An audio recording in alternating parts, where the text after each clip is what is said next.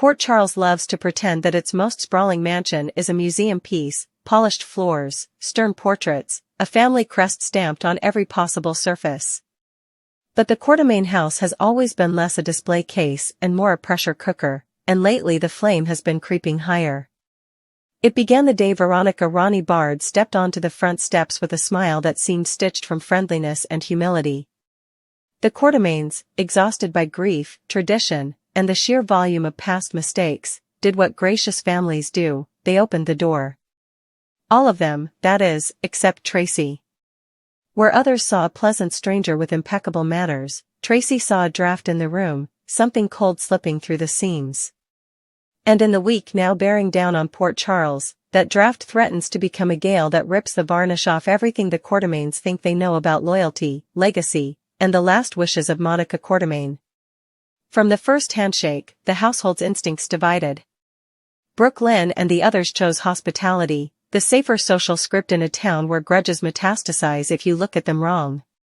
Tracy chose vigilance. She has never made a career of being cuddly, and she isn't auditioning for that role now. Her detractors write it off as habit, Tracy being Tracy, but habit can be another word for skill honed by time. She watched Ronnie glide around the edges of the family, helpful in the kitchen, generous with compliments, always in the right place just after something interesting happened, and a ledger began to form in Tracy's mind, small kindnesses in one column, well-timed silences in the other. When the silences started to weigh more, she did what Quartermains do at their best, she investigated. The catalyst arrived like a thunderclap cloaked in formal language, the reading of Monica's will. This was supposed to be solemn, not explosive. Monica's life had been a pillar of the Quartermain narrative, her death a wound that the family barely knew how to bandage. Everyone expected a certain inevitability, monument to tradition, house to Michael, legacy to the living branch of Allen's tree. Instead, the paper rustled, the attorney read, and the house itself, every corridor, every formal room, the gravity well around which so many feuds and reconciliations have orbited, was bequeathed to a sister long presumed lost, a sister named Veronica Bard. It was a twist that flattened conversation into a shocked corridor of silence. Then the questions started to ring off the walls like ricochets. Why had Monica never said a word? How did a stranger get written into the last paragraph of a dynasty? Tracy's reaction was not subtle, but it was surgical. Her grief for Monica had been an arm-in-arm walk through the last months, tea in the afternoons, confessions that travel only between old friends, a gentle accounting of the life behind them and the future they hoped to shelter for the next generation. In all those conversations, there had never been a shadow shaped like a sister. Tracy didn't just feel suspicious, she knew the story was wrong the way a musician knows the piano is out of tune. She enlisted Lulu Spencer to run a background sweep, expecting, perhaps hoping, that a few odd threads might dangle for her to tug. What came back was aggressively ordinary, a waitress who paid her bills on time, a champion pie baker at the town festival, the kind of small-town resume that makes you picture sunshine, not subterfuge. It should have soothed her. It did the opposite. A perfectly clean life can be a mask as easily as proof. Even the small scenes refused to sit still. One afternoon at a cafe, Ronnie pressed a fat tip into Joe's hand, $50 for a refill and a smile. It might have been generosity, the kind Port Charles likes to celebrate. It might also have been something else. A signal, a test, a way to be noticed for exactly the right reasons by exactly the right person. Meanwhile, Brooke Lynn floated the idea of a tea party to help the family, and by extension the town, see Ronnie as one of their own. The plan made social sense. It also made Ronnie nervous. The more people in one place, the more variables, an old acquaintance who recognizes a new name, a stray comment that contradicts a carefully built backstory, a toast that forces the wrong emotion onto a face trained to mimic sweetness. This is the vantage point from which to watch the week ahead unfold. In a town famous for spectacle, the coming confrontation promises to be a master class in control, because Tracy has finally learned to itemize the feeling she couldn't shake. She isn't shouting accusations in drawing rooms anymore, she's assembling a case. She remembers what Monica did say in those quiet hours, and what she didn't. She notes how Ronnie is either present for every turning point or perfectly absent when a paper needs to be filed and a witness spared the inconvenience of remembering the details. She takes the pristine background report and flips it over in her mind until the blankness starts to look less like innocence and more like deliberate erasure. A life this tidy does not walk into a mansion this messy without expecting to get dirty. Ronnie, for her part, has been playing the long game with remarkable patience. The smile that charmed the family is more than hospitality, it's a tactical instrument. She knows when to retreat and when to beam. She knows that one gaffe forgiven can buy you the credibility to make a larger move later. But smiling is not strategy enough when the ground shifts under your feet, and the will changed the ground. Suddenly she isn't passing casseroles across a table, she's the name on a deed. A person can deny everything when suspicion is abstract, but property is concrete, and concrete is where people start looking for cracks. If Ronnie is less eager about parties, it may be because parties mean speeches, and speeches mean the wrong person might ask the right question. The whispered theory gaining traction in corridors and corners is audacious, the will is tainted. Whether the document is forged outright, amended by sleight of hand, or nudged into legality by someone who knows the grooves of probate law too well, the implication is the same: Monica's last instructions were intercepted before they were delivered. That possibility opens a darker door. Ronnie is not a solo act. If she is a plant, someone watered and pruned her before she knocked on the Quartermain's door. Names begin to thread their way into conversation, men with access to documents and incentives tangled in Quartermain history, men like Drew Kane or Martin Gray, plausible not because they are obviously villainous but because they live close to the levers of paperwork and power. It's one thing to suspect a stranger, it's another to wonder whether familiar faces helped stage the entrance. How would such a scheme breathe? Notaries and estate attorneys are human, they can be distracted, pressured, or charmed. Copies can be swapped if you know when couriers sleep and who in an office leaves their desk unlocked. A signature can be technically authentic if it adorns the wrong page in the right packet. And a lost sister is the kind of claim that feels both operatic and strangely unchallengeable in a world where surprise relatives have a habit of arriving at inopportune times. If the paper trail has been scrubbed clean, that could mean the truth is pure, or that someone understood long before Tracy did that she would ask the obvious follow-up questions and prepared answers that would pass a superficial sniff test. Lulu's report read like the life a novelist would invent for a woman who needs to seem harmless. None of these suspicions work without motive, and the Quartermain house supplies that in abundance. It isn't just square footage, it's the stage on which the family performs its identity. Whoever controls the house controls the choreography, who visits whom, what conversations feel possible, which alliances grow under a shared roof and which ones are pushed to the garden. Handing the house to Ronnie would be like turning the lighting rig over to someone who hasn't learned the cues. But money matters too, and the mansion is a crate of wealth disguised as architecture. If someone needs leverage over a company, a family member, a scandal not yet public, owning the address where every secret was whispered is leverage of the most intimate kind. The preview teases a reversal that feels less like a twist and more like inevitability sprouting teeth. Tracy, no longer content to growl from the staircase, faces Ronnie with something steadier than outrage, calm certainty. The accusation doesn't need volume. It needs precision. And that is what splits the room. The persona Ronnie has worn since she arrived, a gentle blend of gratitude and modesty, buckles. Anger is the truest mask, and for the first time, we get a glimpse of what's underneath. A shout, an order, a demand that someone leave a room that should not be hers to govern, these are tells, and Tracy reads tells better than most. The question is whether the rest of the family will hear the same sentence and understand what it means. Brooke Lynn sits at the crosshairs of narrative and guilt. The tea party was her idea, a social buffer to soften edges and photograph a new configuration of the family that could be posted online and framed on mantels. If the room detonates on her watch, she will feel it twice, once as a Quartermain, once as the woman who set the table. Gio, meanwhile, is not central to the inheritance story, but in Port Charles side plots often become keyholes into the main door. Why did Ronnie overtip him? To be remembered? To be owed a favor down the line? Or simply because she liked the music he had playing on his phone?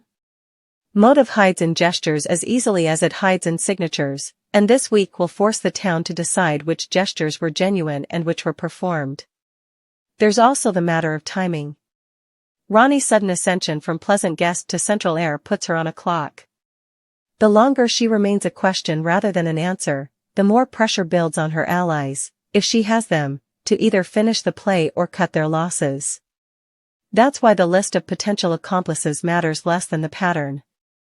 Drew knows the value and peril of paper trails. Martin understands how a single clause can tilt a courtroom. Either man could be used by someone else as easily as he could be pulling strings, willingly or otherwise. In a town as interlaced as this one, puppet and puppeteer are roles that can swap mid-scene. What comes next is where character either clarifies or collapses. If Tracy is right, unmasking Ronnie won't just restore an inheritance, it will cauterize a larger wound, this creeping sense that grief has made the family easy prey. If she's wrong, she will have accused a woman whose only crime was arriving with impeccable timing and a suspiciously spotless record. The risk is the point. Tracy's courage has always been her willingness to stake her reputation on the uncomfortable truth while everyone else enjoys the hors d'oeuvres.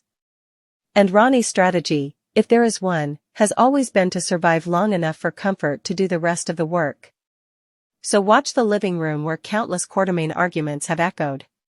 Watch the set of Tracy's shoulders when she chooses her moment. Watch Ronnie's eyes for the half-second before she speaks. Those are the frames in which the whole caper will tilt, toward exposure or deeper entanglement. Whether the reveal explodes in public or trickles out in confidences only we, the audience, are allowed to hear, the result will reroute dinner tables and boardrooms alike. By the time the week is over, the house may have a new legal owner. But ownership is not the same as possession, and possession is not the same as belonging. The Quartermaine mansion has thrown out its share of interlopers. It has also, on occasion, absorbed them. The difference has always come down to truth, and who is brave enough to force it into the light. One last certainty hovers like a watermark beneath the episode guide: this storyline is running hot, not endless. Ronnie's window is short by design, which means the story intends to sprint, not stroll, toward a reckoning. That's a promise as much as a warning. Every scene matters. Every slip will be magnified. Every ally will be tested by a new definition of family that does not leave much space for polite doubt. If a forged will is the skeleton key, Tracy will find the lock it turns. If Ronnie is operating under someone else's orders, that someone will either cash in now or try to vanish into the same clean paperwork that brought Ronnie to the porch. And if, against Tracy's instincts and the town's appetite for scandal, Veronica Bard truly is what the page claims she is, a sister returned from the margins to collect what is hers, then the Quartermaines will have to welcome her not as a guest but as a force, and remake the house in her image as surely as it was once built in Monica's. Until that verdict lands, Port Charles gets to do what it does best: watch, whisper, and brace. All the telltale signs are aligned: the uneasy generosity, the suspiciously spotless past, the major inheritance twist, the skittishness around public celebration, the sudden flash of temper when a calm accusation hits bedrock. This is the kind of cluster of clues that Tracy Quartermaine was born to solve. And it is exactly the kind of knot that, when pulled, tends to unravel threads the rest of the town didn't even realize were connected. Buckle in, the house on Harborview is about to decide who it truly belongs to, by blood, by paper, or by Charles wit. Dresses its conflicts in lace and silver when it wants to pretend nothing is wrong. On Tuesday, October 21st, that pretense collapses. A tea party, officially a genteel celebration at the Quartermaine mansion, becomes the setting for a far more honest conversation: power against power, secret against secret, one woman's pride against another's survival. Elsewhere, a different kind of storm gathers behind closed doors as Portia Robinson weighs truth against consequence, while Jordan Ashford, sworn to clarity, finds herself staring down the cost of saying out loud what everyone is whispering. And across town, Alexis Davis discovers that the most dangerous invitations don't arrive on engraved stationery, they arrive as leverage, dressed up as mercy, and they come from men who know exactly which promise will make a mother compromise. The Quartermain estate has hosted a lifetime's worth of skirmishes, but the atmosphere on this particular afternoon is weaponized from the start. Tracy Quartermain curates civility the way a general arranges a battlefield, calculating place settings and guest lists as if they were troop positions. Veronica Ronnie Bard's arrival destabilizes that fragile geometry in an instant. Evasive smile, watchful eyes, she slips into the room like a roomer with posture. The guests register the shift even if they cannot name it. Somewhere behind the clink of porcelain and the polite laugh, something feral scratches at the wallpaper. Tracy has a gift for aggression that never raises its voice. She doesn't so much confront as corrode, a question phrased as a kindness here, a refill offered there, a select mention of past benefactions and family obligations until the balance in the room tilts toward the house's oldest daughter and no one can remember when it started to feel like gravity. Ronnie is not an easy mark, no one who survives the Quartermain orbit ever is, but she is the reactive element in Tracy's chemistry set. The first tremor comes disguised as a misplaced courtesy, the second, as a dare not to be insulted. By the time the third arrives, a simple gesture with a glass, a suggestion there might be something to rinse away, the party's hostess has already arranged witnesses, angles, and exits. It is not about humiliation for its own sake. Tracy's operations have a purpose, to provoke a mistake that can be pointed to, a posture that can be punished, a reason to say, you see, in the court of family opinion. Ronnie recognizes the trap and refuses to walk into it cleanly. Her defiance is not theatrical, it is precise. You can see in the set of her shoulders that she has counted the steps from the chair to the door and measured the distance between losing face and losing ground. She warns, in her own way, that there is a line that even Quartermains step over at their peril. But lines blur when old houses echo. If liquid flies, it's not only water. It's history, grievance, and power, and the splash lands on everyone who came to sip calm under chandeliers. The staff freeze for half a breath too long, the guests practice the art of not seeing what they will recount later, word perfect. The real scandal is not that decorum fails, but that it succeeded this long. Inside the mess there is a sharper accusation, the murmur that Ronnie's position rests upon a will altered in the shadows, and that the hands on the document were not hers alone. The name that rides the rumor is Martin Gray. It is not shouted, it does not have to be. He was behind it is the kind of sentence that carries because it is both unspecific and devastating. In this house, paperwork is a bloodline. A comma can crown an heir, a signature can disinherit an empire. If Martin engineered an outcome by moving clauses the way a chess player moves rooks, then today's spilled drink is only the visible symptom of a larger infection, money pretending to be morality. Tracy appears certain, Ronnie appears implicated. The audience is left to decide whether certainty is proof or simply a luxury the powerful can afford. Either way, the escalation is deliberate. A war has not begun, it has simply shed its costume. Beyond the mansion's iron gates, Portia Robinson's anger is the kind you can hear even when she is silent. It vibrates in the pauses, in the way she chooses her confidants, in the sharp, careful sentences she does allow. She finds Isaiah Gannon because he can absorb heat without taking offense. She needs a sounding board who will not amplify the gossip she is already fighting. In the quiet that follows her confession, carefully real, strategically incomplete, there is a picture of a woman arguing with herself in two directions at once. One part of her is a clinician who knows the ethics of disclosure, timelines, tests that do not lie.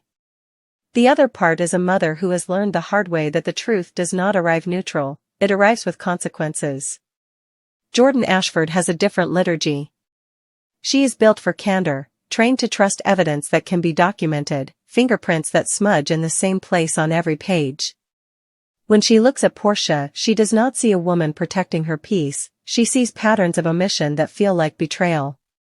Her concern is not abstract. Curtis Ashford has lived with the collateral damage of half-truths, and Jordan knows what it costs to patch holes in a marriage with explanations that come too late.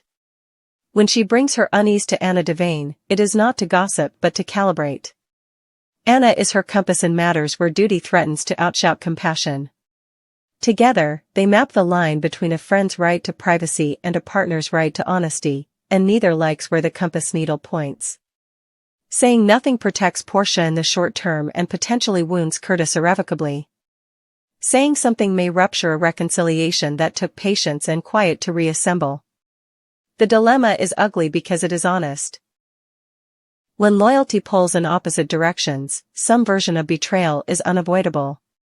For Portia, pregnant is not just a word, it is a verdict that could redraw the landscape of 3 lives. If she tells now, she risks chaos on a foundation still setting. If she tells later, she hands ammunition to anyone eager to claim she weaponized biology. If she waits for certainty about paternity, she can defend the timing as responsible medicine, but she also invites accusations of calculation. The cruelest part is that all the critiques can be true at once.